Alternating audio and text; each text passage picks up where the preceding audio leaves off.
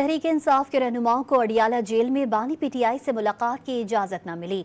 बानी पीटीआई से मुलाकात के लिए पीटीआई रहनुमा शिबली फराज, असद कैसर, ओन अब्बास बिपी, शेख वक्कास अकरम, अल्लामा राजा नासिर अब्बास, जमाल एहसान अडियाला जेल पहुंचे, तहम उन्हें बानी पीटीआई से मुलाकात की इजाजत नहीं मिली, जिस पर पीटीआई रहनुमा अडियाला जेल से वापस रवाना हो गए।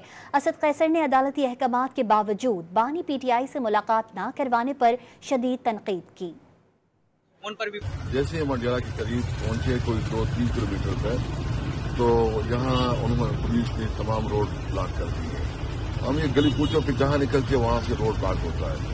हम तो एक जेल मिलवल के जरिए हमारी मुलाकात है, अदालत से हमें ऑर्डर भी दिया हुआ है, फिर भी हमारी मुलाकात नहीं की जा रही है। तो इसका मतलब यह है कि तो मुल्क उन्होंने बिना रिपब्लिक बनाया, लेकिन कानून और आइन को खाते में लाते हैं और मैं इसकी भरपूर मजम्मत करता हूँ।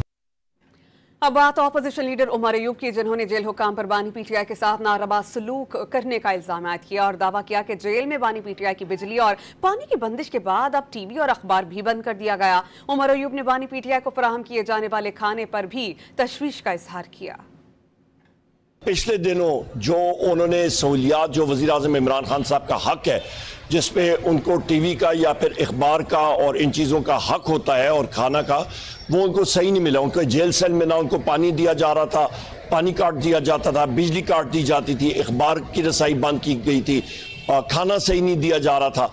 ये सारी चीज़ें हम लोग इसकी मज़म्मत करते हैं। बुशरा बीबी के साथ जो बर्ताव होता है इनका सेल में, खान साहब की हमशीरा गान के साथ, मियां महमूद रशीद साहब के साथ, उमर चीमा साहब के साथ, चौधरी जाज साहब के साथ, डॉक्टर यास्मीन राशिद साहिबा के साथ।